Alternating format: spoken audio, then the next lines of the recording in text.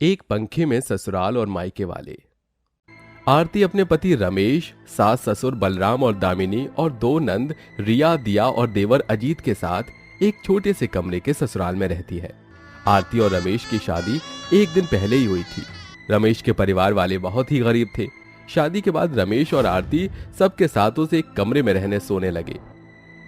गरीबी इतनी ज्यादा थी कि उस घर में केवल एक पंखा था और उसी के नीचे 7 लोगों का परिवार सोता था। रात का समय। रमेश भाई थोड़ा उधर सरकिए ना, मुझे तो पंखे की हवा भी नहीं आ रही है। अजीत देख नहीं रहे हो, इधर तुम्हारी भाभी सोई है, उसे गर्मी लगेगी उधर। पता नहीं कब तक ऐसे एक कमरे और एक पंखे के नीचे रहकर हमें अपना जीवन बिताना पड़ेगा। इस गर्मी में तो हाल का बेहाल होने लगा है। माँ जी, आप और ससुर जी यहाँ पंखे के नीचे आ जाइए, हम दोनों उधर कोने में सो जाएंगे। अरे नहीं नहीं बहू, तुम दोनों वहीं आराम से सो जाओ। जी आप एक और पंखा खरीद लीजिए ना। आरती, कहाँ से लाऊं पंखा? जितना पैसा मैं कमाता हूँ वो सारा घर खर्च में चला जाता है। परिस्थिति इतनी खराब थी कि एक कमरा तो चलो ठीक है, पर उसमें पंखा भी केवल एक ही था।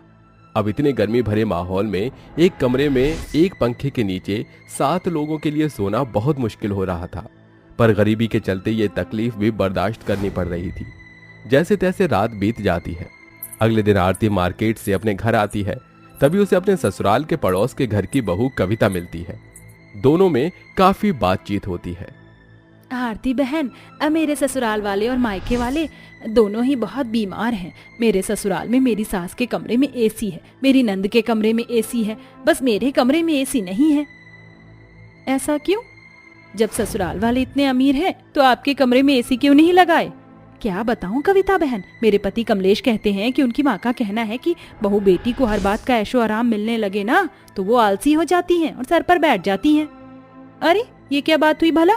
बहू तो घर की शान होती है, घरेलू काम करने में, सेवा करवाने में, बहू और ऐशो आराम में नहीं।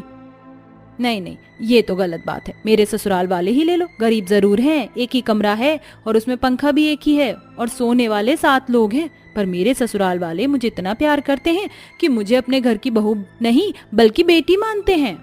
क्या करें आरती बहन, हर किसी का भाग्य एक समान नहीं होता ना। वैसे आप और रमेश भाई एक साथ सबके साथ सोते हैं, थोड़ा अजीब नहीं लगता आपको?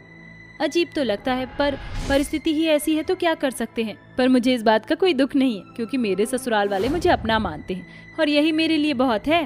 दोनों बातें करते करते अपने अपने घर चले जाते हैं। आरती के घर के बाहर उसकी दोनों नंद रिया, दिया खड़ी थी। भाभी, आप आ गए सब्जी लेकर? चलिए मेरे साथ खेलिए ना भाभी। पहले मैं ये सामान अंदर रख दूं?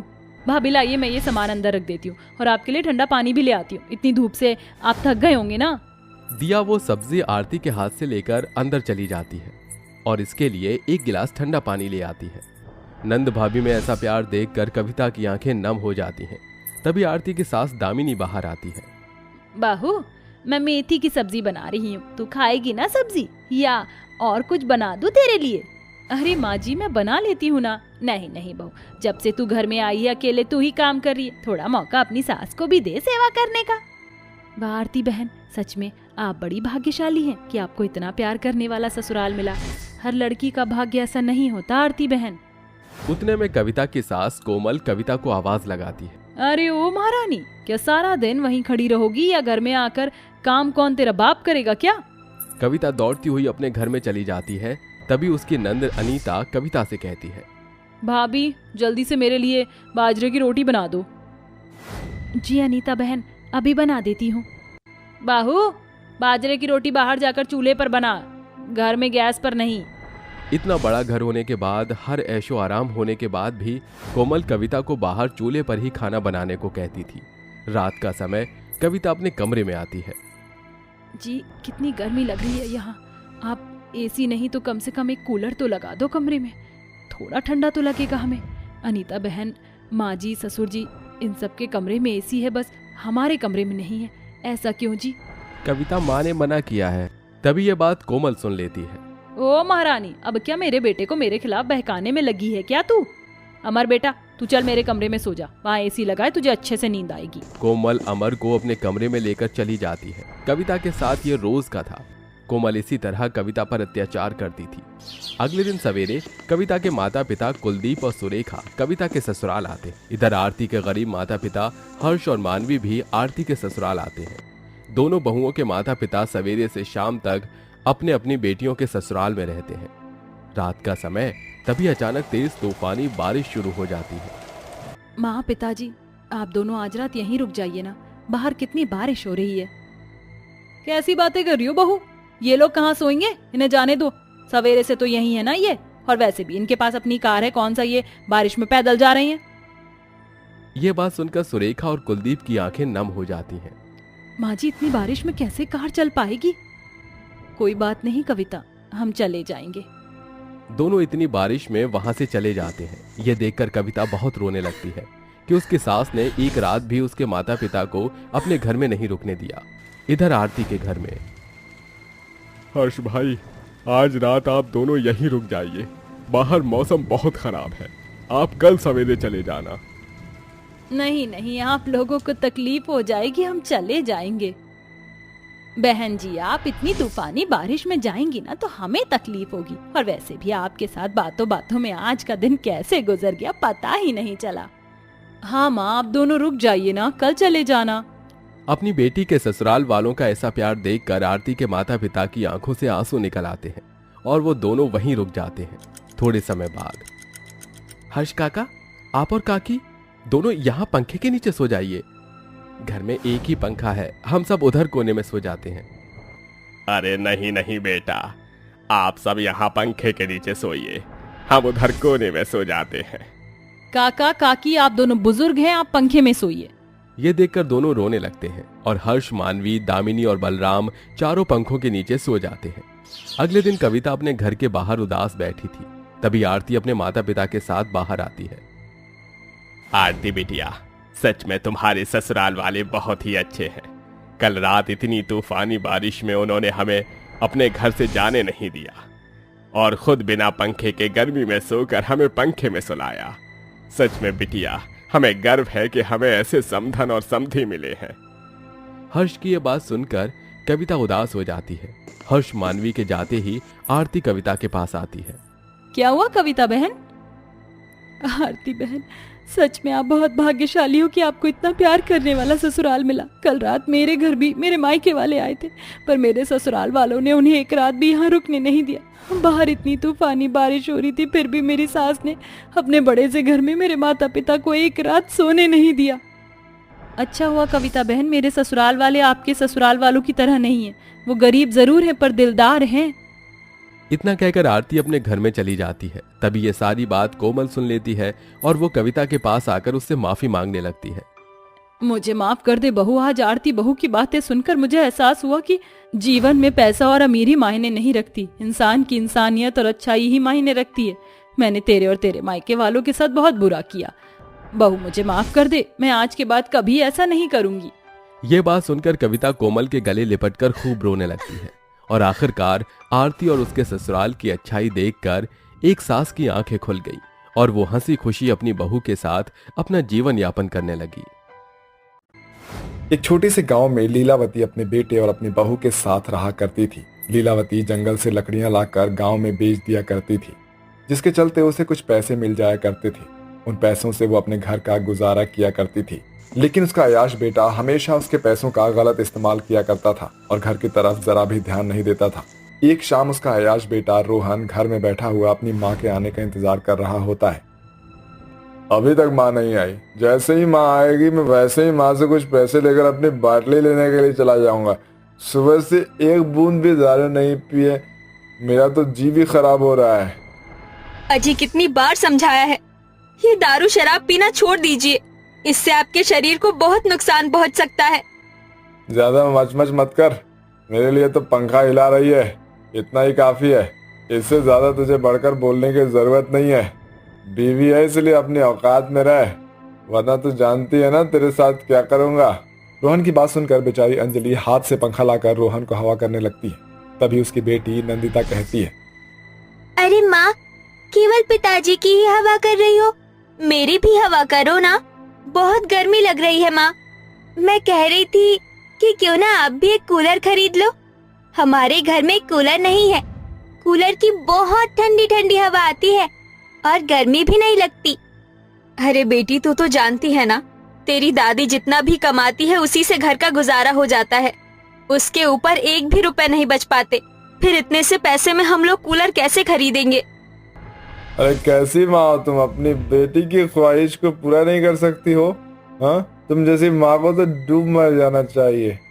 अजी, ये बात आप बोल रहे हो? आप तो मेरी बेटी के पिता हो। आपको तो बिना कहे उसकी हर एक ख्वाहिश को पूरा करना चाहिए। अंजलि की इतना कहते ही रोहन उसके मुंह पर एक जोरदार तमाचा मारता है। जुबान बहुत चलती है तेरी कैंची की तरह। अगर दोबारा एक और शब्द तूने बोला तो मुझसे बुरा कोई नहीं होगा। रोहन के थप्पड़ मारने पर अंजलि रोने लगती है। तभी वहां पर लीलावती आ जाती है और अपनी बहू को इस तरह रोते हुए देखकर रोहन से कहती है, अरे लगता है तूने आज फिर से बहू के ऊपर हाथ उठाया है। अरे तुझे जरा भी शर्म नहीं आती है कि औरत के ऊपर हाथ उठाते हुए वो तेरा और बच्चे का इतना ध्यान रखती है और फिर भी तू उसके ऊपर अत्याचार करता है। एक तो पहले ही मेरा दिमाग पूरी तरह से खराब हो चुका है और ऊपर से तुम हो कि मुझे ही डांट रही हो। हाँ, लाओ जल्दी से मुझे कुछ पैसे दे दो, मुझे अपनी बाटली खरीदनी है। बाटली? मेरे पास कोई भी पैसे नहीं है और जो पैसे है वो मैंने घर के कूलर लाने के लिए रखे हैं। हमारी बिटिया नंदिता गर्मी में मरती है। हमें घर में कूलर लेकर आना चाहिए। रोहन ये सुनते ही गुस्से में आ जाता है। अरे तुम दोनों सास बहू ने अपने आप को समझ क्या रखा है? हाँ, मेरे कहने या ना कहने की इस घर में कोई वैल्यू है कि नहीं? मैंने कहा ना, मुझे पैसे चाहिए तो चाहिए। अगर मुझे अभी के अभी पैसे नहीं मिले तो मैं किसी को नहीं छोड़ूंगा, मैं बोल दिया हूँ। अरे तू मेरा बेटा है, मेरे सामने ऊंची आवाज करके बोल रहा है? मैं तेरी माँ हूँ, माँ। क्या तू मेरे ऊपर हाथ उठाएगा? रोहन लीलावती से इतना कहते ही उसके मुंह पर जोरदार तमाचा मारता है। मारूंगा नहीं, मार दिया। अब मुझे पैसे देती है नहीं? लीलावती रोहन को पैसे नहीं देती है, लेकिन रोहन उसके हाथों से पैसे छीन लेता है, जिसके बाद रोहन उन पैसों को ले जाकर अपनी अय्याशियों में उड़ा देता है। वहीं घर पर बेचारी दोनों सास बहू बहुत जोर से रोने लगती है।